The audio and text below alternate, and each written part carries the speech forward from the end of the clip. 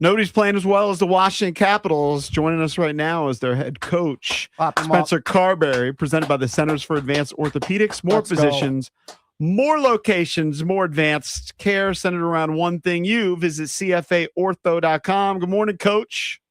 Morning, guys. What's going on? Good to have you. When was the last time a guy won back-to-back Coach of the Year awards, Cake? So are you starting that now? That's a great question. I don't know, man. They're on a little run. It's an amazing question, EB. I don't know. I think it's in play.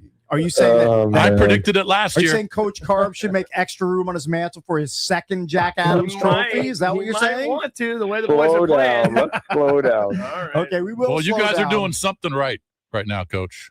I asked Cakes what it was, and he was throwing out a couple things. What are you guys doing so right now in the last couple weeks as opposed to when you were going through that little lull?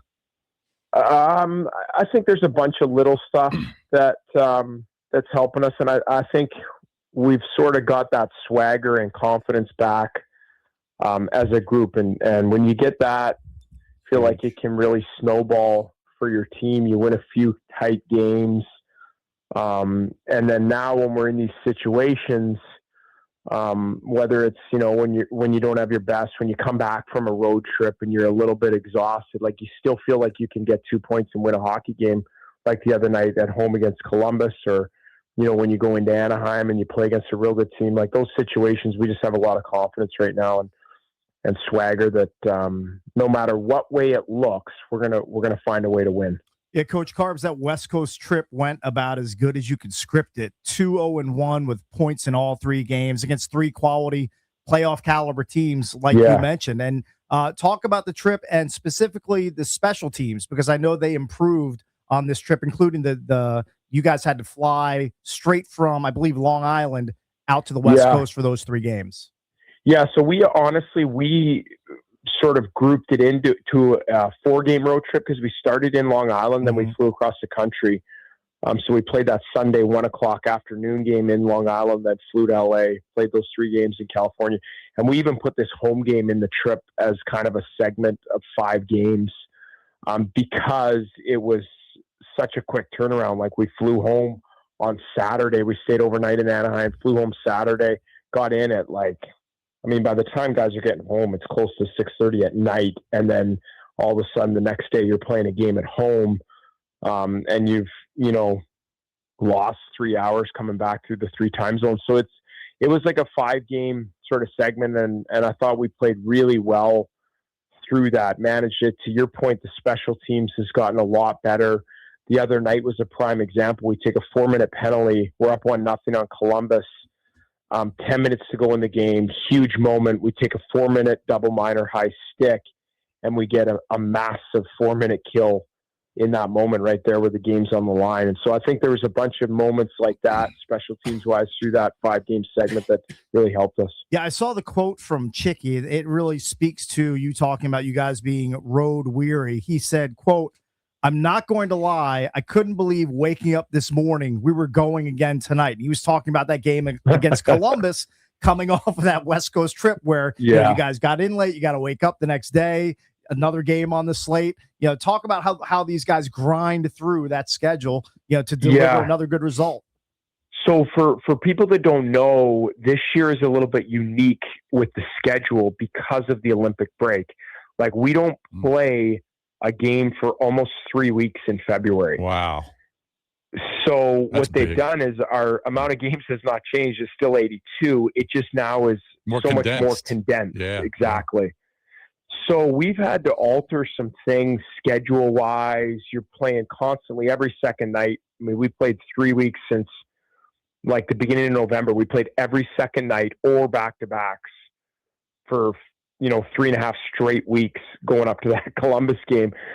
So, like to Chicky's point, you just have to find different ways to manage it, get guys rest, some recuperation. Like we gave an example when we flew back the Columbus game, we said you just show up at the game. Now, a lot of guys came in the morning, but we made it optional to come in for a pregame skate just so guys could get a little bit of extra rest, mental and physical, to show up for that home game. Coach Carbery, fill us in on these injuries. Ryan Leonard had been playing well, but he's going to be out for apparently an extended period of time. Charlie Lindgren's going to miss at least a week, it seems like. Fill us in. Yeah, so we've got a few guys banged up. John Carlson, we'll see how he is this week. We've had a few days here to recover, so we'll see how he is today. Ryan Leonard's going to be out. Still no update or nothing that we're releasing at this point, but he's going to be out for an extended period of time. Leno, and then Chucky's trending positive. Like we put him on IR, so he's got to miss the 7 days. But I think hopefully today, tomorrow, he takes some positive steps and potentially getting back on the ice. But we'll see with that. That will be a TBD. Coach Carb, it's nice that you were just talking about the condensed schedule and the travel, but you get 3 days off before this big one tomorrow night. I said earlier, I feel like, it's only December 11th tomorrow, but I feel like it's going to be a playoff atmosphere playing Carolina. Yeah. Top two teams in the Metro. You guys are hot. They're pretty hot. Obviously, there's kind of a tradition to play Carolina in the playoffs, and didn't work out too well last year. But this seems like a big one. This seems like a big one tomorrow night, even though it's early December. I would absolutely agree with you. Anytime we play against Carolina, I feel like they're sort of the standard right now in our division, and our guys will be up for that game Thursday night at home after a few days off. And then we sort of finish with this, we've got 7 games before the break here, basically playing every second day. And so, we want to finish strong going into the Christmas break here where everybody sort of puts a pause for 72 hours and 3 days of nothing. So we want to finish this last little stretch on a positive note and playing to our standard. So LT really dug deep in that 2-0 win over Columbus after getting back from that West Coast road swing. And what a way to bag his 100th win as an NHL goalie. And you gave him the puck in the post-game celebration in the locker room. And I wanted to play your quote for people that didn't hear it, talking about how good Logan Thompson was in that game. Here it is. And we needed to get on the board. That's a big play by Willie and Chicky.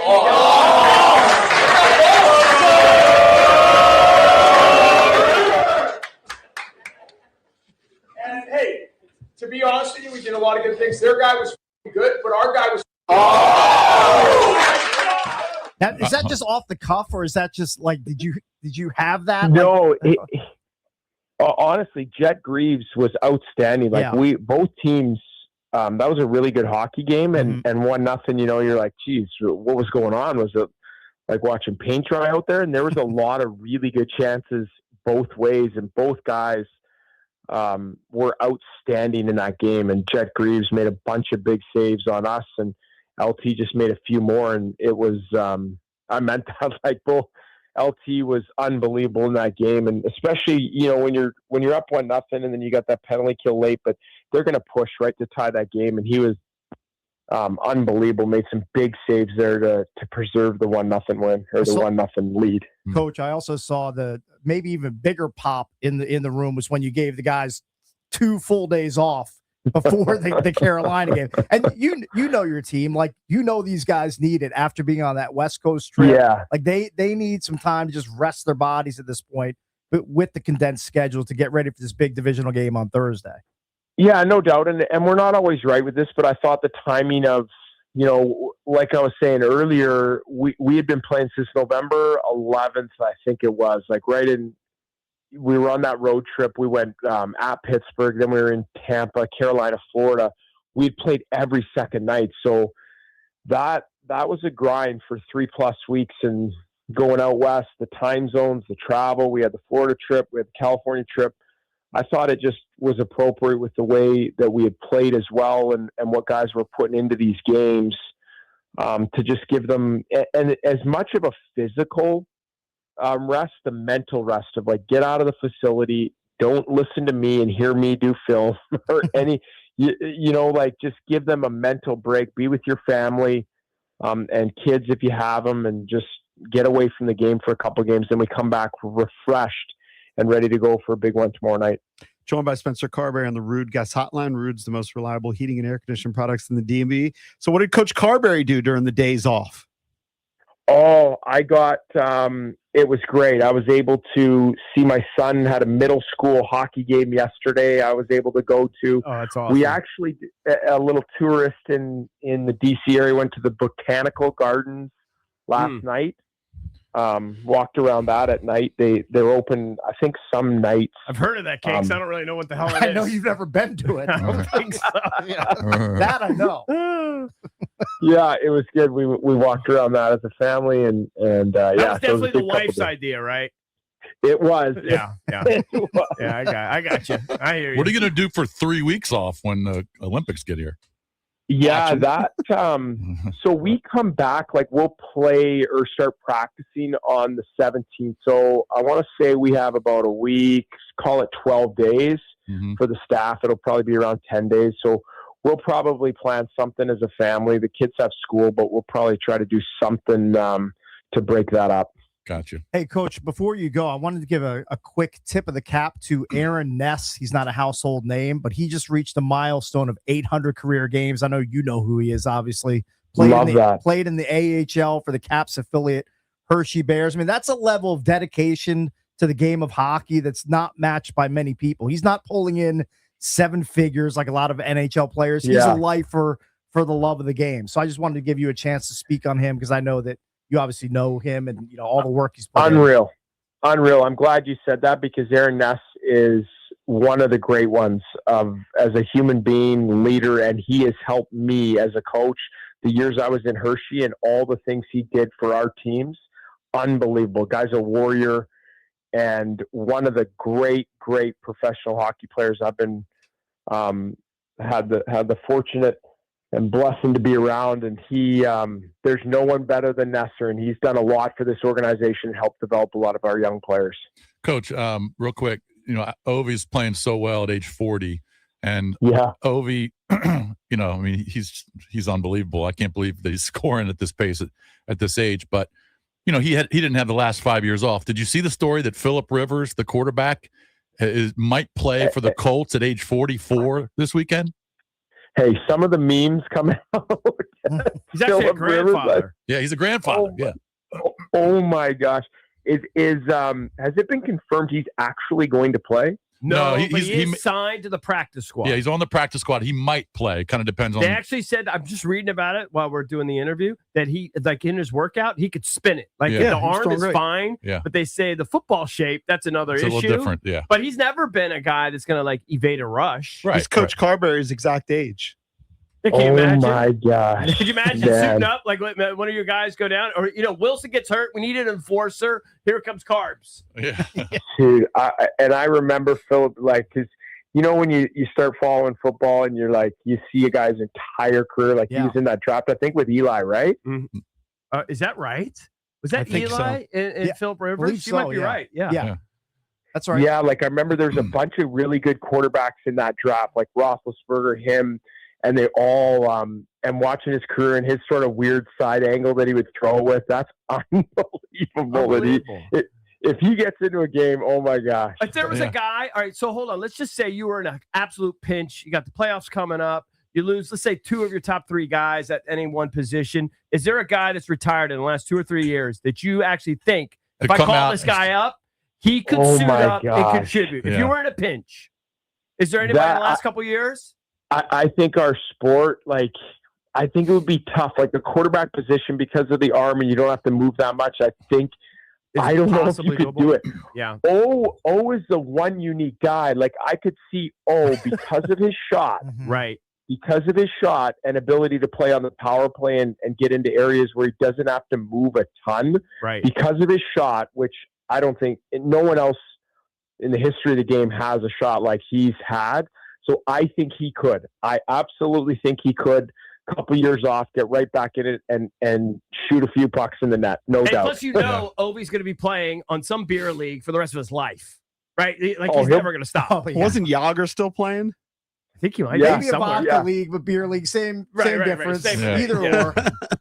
Yeah, and it's interesting. We're going to play Winnipeg, so Jonathan Tays, not to that age, but he took a few years off to deal with some health stuff, but still, I don't think he played a game for 2-something years, and he's, into his later 30s. So Maybe you got me thinking now of like into your 40s. Could you miss 2-3 years and then come back and actually be able to, look okay in an NHL game? You got me thinking. Well, Coach Pretty Carbery, sick. by the way, all over the 2004 draft. Oh, he's Eli killing it. 1, Phillip Yeah. Rivers 4. 4th, Yeah. Ben Roethlisberger a little bit further down at number 11. Pretty good draft. He's like Sean an NFL Taylor. historian. Coach Sean Cards. Taylor was number 5 that year. Sick draft. Yeah. Good stuff, That's Coach. pretty good knowledge. Yep. Good Pretty luck good tomorrow knowledge. night, man. Big one against Carolina. We'll be pulling for you guys.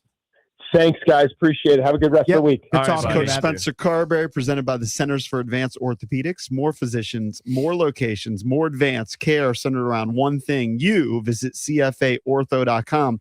Just looking at that draft, I mean, studs in that draft. But one name jumped out at me and I have no idea if he's in prison or I've forgotten. Maybe he's even dead. What do you What mean happened in to prison? Kellen Winslow? Ooh, I think he had was some definitely in he- prison. He might be in prison. I'll have to look it up. He I don't might know. be out. Yeah, he had some That issues. dude had a F ton of issues. He had some real sexual issues. He had demons. He had real On demons. February 19th of 2021, he agreed and accepted a 14-year prison sentence for 1 count of rape, 2 counts of assault, sentenced on March 3rd, 2021. So All right, he's so gonna, he's in the middle of a 14 he's year gonna be sentence. he's gonna be put away for a while. Wow, it's sick. What a talent, too. He had talent. What a Shocker. way to put a downer on a great draft class. Good Yeah. job, JP. Yeah, right. Well done. Well, the downer was, I mean, let's be real. The biggest downer is Sean Taylor at number Well, 5. I mean, sure, of course. But there were some great players selected Yep. in that 2004 4 was a draft. good one. Yep. So, Coach Carbery is always awesome. Thanks for joining us. All right, coming up next, let's get back into the Washington Commanders. We'll hit the Skins here on the Junkies.